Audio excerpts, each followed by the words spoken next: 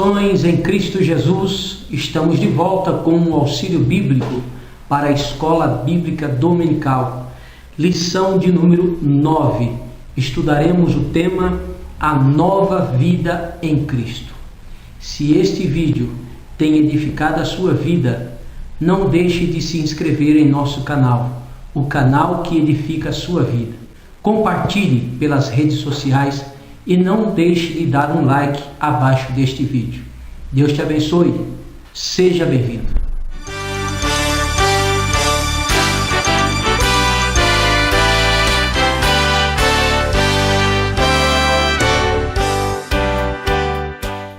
Na lição de hoje, estudaremos o capítulo de número 12 da carta de Paulo aos Romanos. A partir deste capítulo, o apóstolo Paulo ele passa a tratar de questões mais práticas. Como novas criaturas, precisamos evidenciar a nossa fé mediante as nossas ações e atitudes. Paulo mostra que depois de experimentarmos da graça divina, não é mais possível viver segundo as normas ou a maneira de pensar deste mundo pecaminoso. Pois ele mesmo escrevendo no capítulo 12, verso 1 e 2 de Romanos, ele disse: rogo-vos, pois, irmãos, pela compaixão de Deus, que apresenteis o vosso corpo em sacrifício vivo, santo e agradável a Deus, que é o vosso culto racional. E não vos conformeis com este mundo, mas transformai-vos pela renovação do vosso entendimento, para que experimenteis qual seja a boa, agradável e perfeita vontade de Deus. O apóstolo Paulo também mostra que, como novas criaturas em Cristo Jesus, pertencemos a um corpo, o corpo de Cristo. Cada membro deste corpo recebeu dons e talentos, e estes precisam ser usados com humildade, com amor e com sabedoria, contribuindo para o bem-estar de todos. Nós vamos verificar que até o capítulo anterior, o capítulo 11, o apóstolo Paulo ele desenvolveu uma argumentação teológica acerca de algumas doutrinas ou ensinamentos pertinentes à soteriologia bíblica. Mas a partir deste capítulo, ele descreve essas doutrinas sobre a salvação em uma realidade prática. É o cristianismo vivido e experimentado. É a vida cristã demonstrada através das relações pessoais com Deus, com os irmãos na fé, com as pessoas de fora, com as autoridades constituídas por Deus e com as responsabilidades para com a Igreja do Senhor Jesus Cristo. Não basta conhecermos a teologia do pecado, da justificação ou da santificação de forma teórica.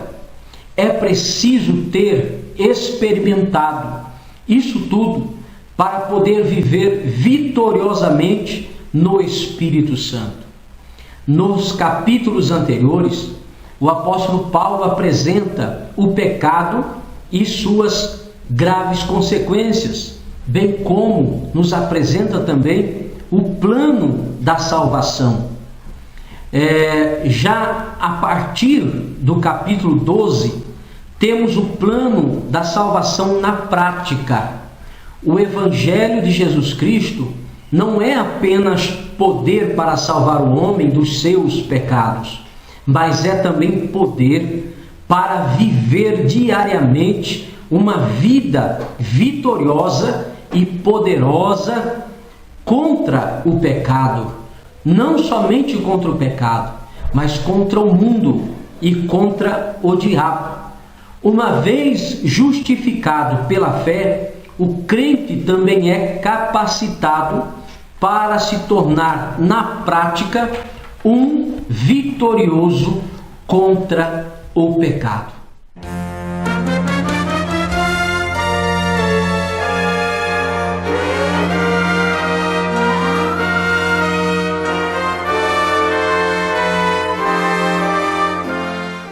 O apóstolo Paulo usou o exemplo do corpo humano para ensinar como os cristãos devem viver e trabalhar juntos.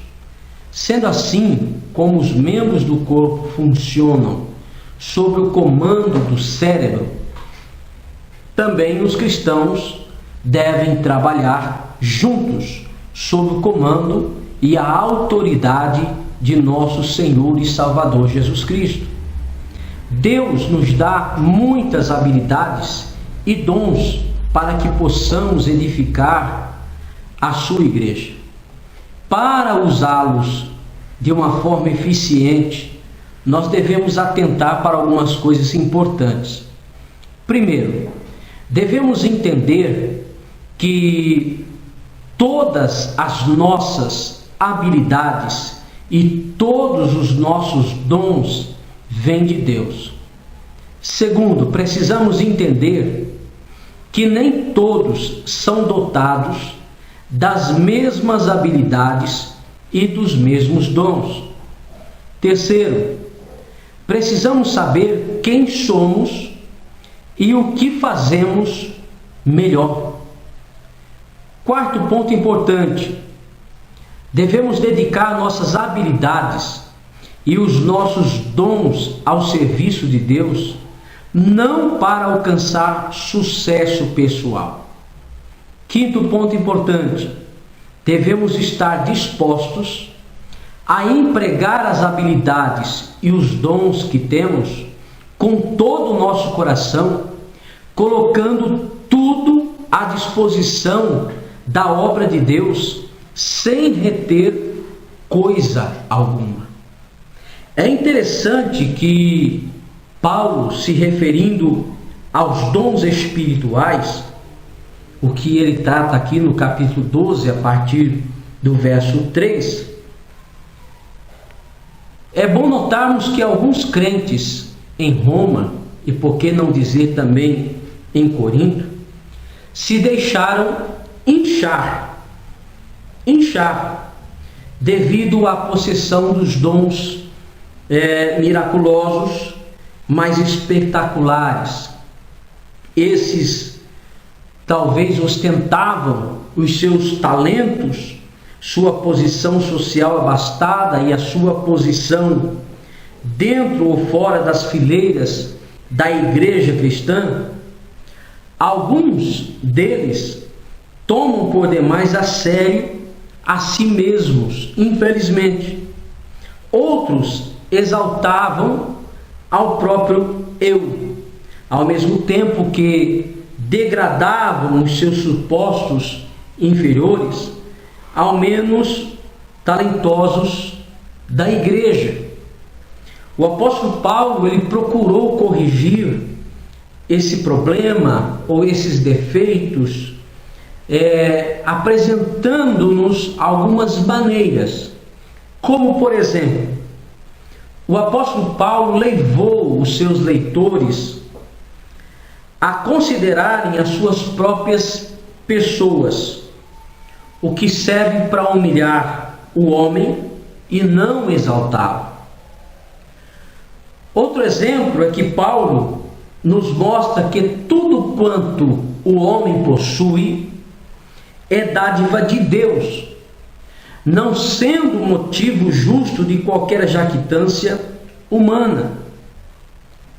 Paulo também nos mostra que nem todos os membros do corpo humano têm ou possuem a mesma função, embora todos os membros sejam importantes para o corpo. Um desses membros não pode exaltar-se acima dos outros, como se houvesse membros destituídos de importância, pois todos os membros da igreja cristã são igualmente importantes por serem membro do corpo de Cristo. O apóstolo Paulo também nos mostra que todos os membros dependem mutuamente um dos outros, exatamente como sucede nas funções e serviço do corpo humano.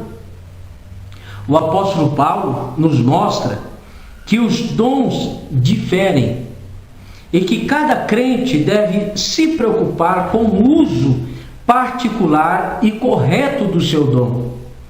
Por sermos cuidadosos em cumprirmos, cada um de nós, as suas próprias funções particulares na igreja local onde você congrega, menos nos preocuparemos em dominar a outros, nos ocupando com as questões do reino de Deus e não com a nossa própria exaltação carnal. Naturalmente que as explanações de Paulo também são de natureza didática nesse sentido, ou seja, ele tenciona nos ensinar alguma coisa sobre o uso apropriado dos dons espirituais e não meramente eliminar certos abusos existentes.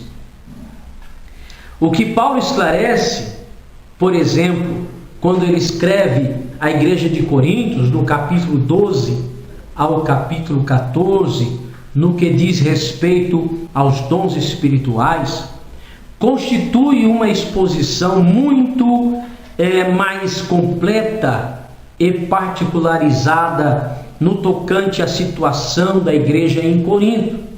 Provavelmente, Paulo estava mais familiarizado com a situação em Corinto e talvez ali houvesse muito mais abuso quanto aos dons espirituais. A congregação de Roma parece ter se mostrado muito mais controlada e comedida, e os dons ali exibidos eram de qualidade espiritual superior. Na igreja de Corinto, quando Paulo trata esse assunto, as línguas ocupavam um lugar preponderante entre as manifestações espirituais, embora, segundo as próprias explicações do apóstolo Paulo, tratava-se de um dos menores dons do Espírito em comparação com os outros. É interessante observarmos que ali na igreja de Roma, tal dom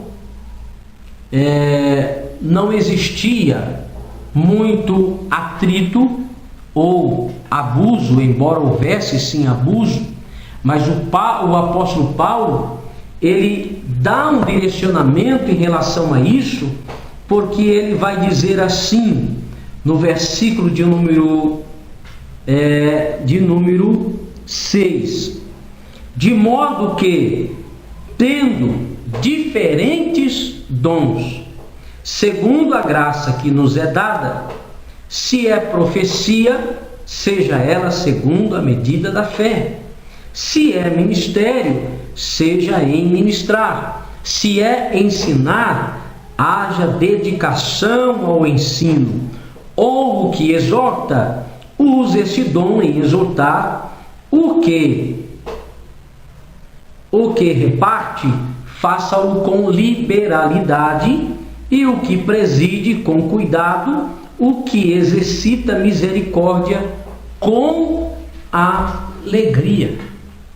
Nesse mesmo sentido, nós vamos observar que o apóstolo Pedro, ele dá uma ênfase ainda mais ampla quando trata deste assunto, na sua primeira epístola, no capítulo de número 4, e a partir do versículo de número 10. Ele vai tratar sobre esse assunto de uma maneira mais específica. Olha o que Pedro diz: cada um administre aos outros o dom como o recebeu, como bons despenseiros da multiforme graça de Deus. Como bons despenseiros. Veja o tamanho da nossa responsabilidade como um membro do corpo de Cristo, que Pedro diz que nós devemos administrar aos outros o dom que recebemos de Deus como bons despenseiros. Aí ele vai dizer: se alguém falar, fale segundo as palavras de Deus. Se alguém administrar, administre segundo o poder que Deus dá, para que em tudo Deus seja glorificado por Jesus Cristo, a quem pertence a glória e o poder para todo sempre. Amém.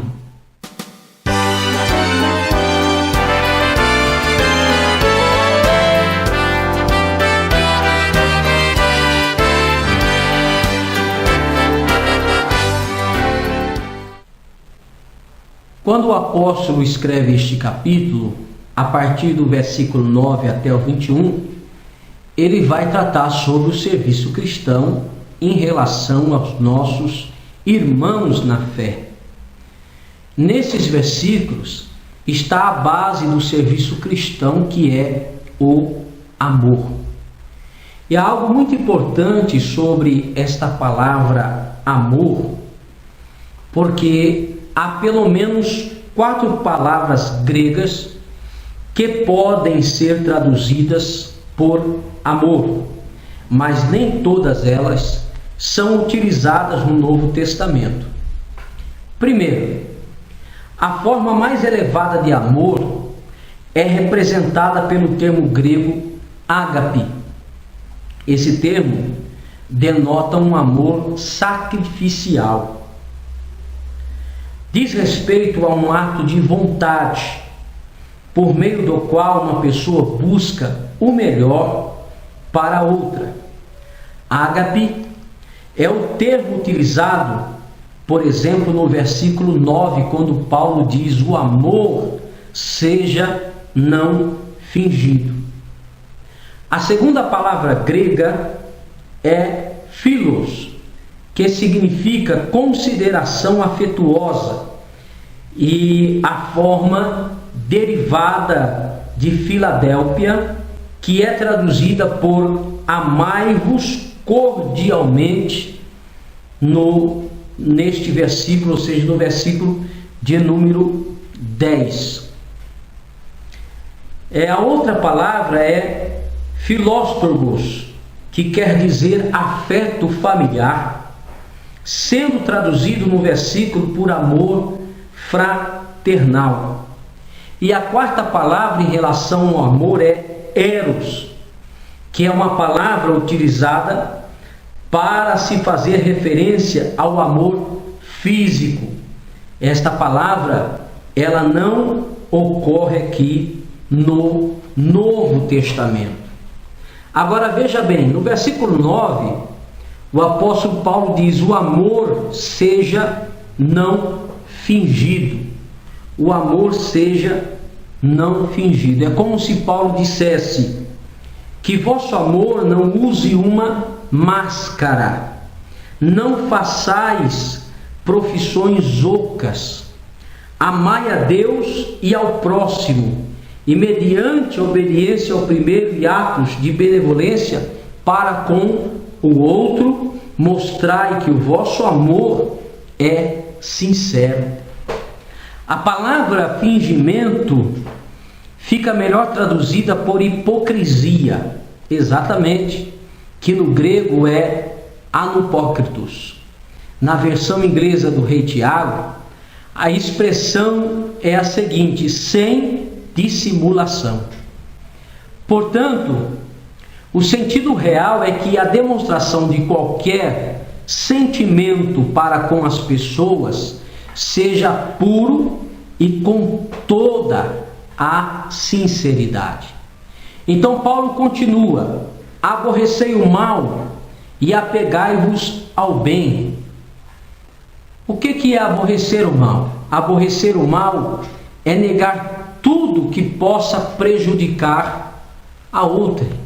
Sim, podemos servir aos nossos irmãos na fé tendo uma atitude não só de amor, mas pelo espírito fraterno desenvolvido entre todos.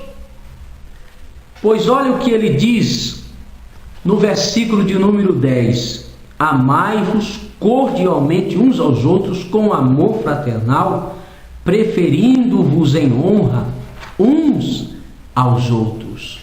Ou seja, pelo favor do Espírito e serviço a Deus, pela esperança e paciência, pela hospitalidade e a generosidade entre os domésticos da fé, pela participação sincera dos sentimentos dos outros, pela retribuição do mal com o bem e por viver em paz com todos. Ainda, Paulo vai dizer: não vos vingueis a vós mesmos. Em outras palavras, a vingança pertence a Deus.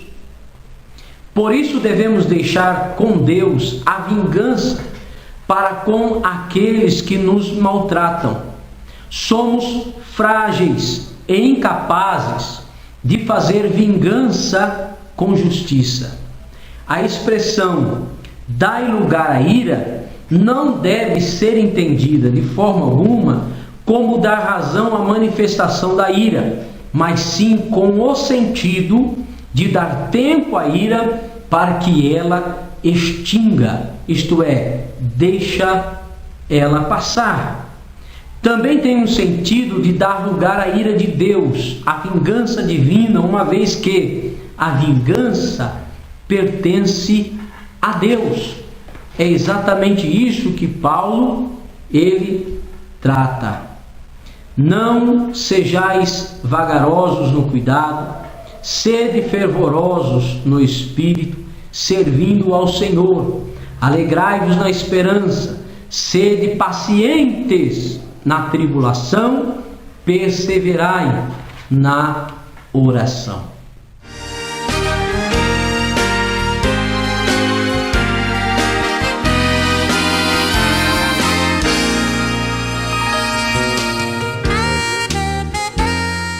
E lembre-se, embora os dons de Deus não possam ser cancelados ou mudados, conforme Romanos 11, 29, eles podem ser administrados e podem ser desenvolvidos. Que Deus te abençoe e até a próxima.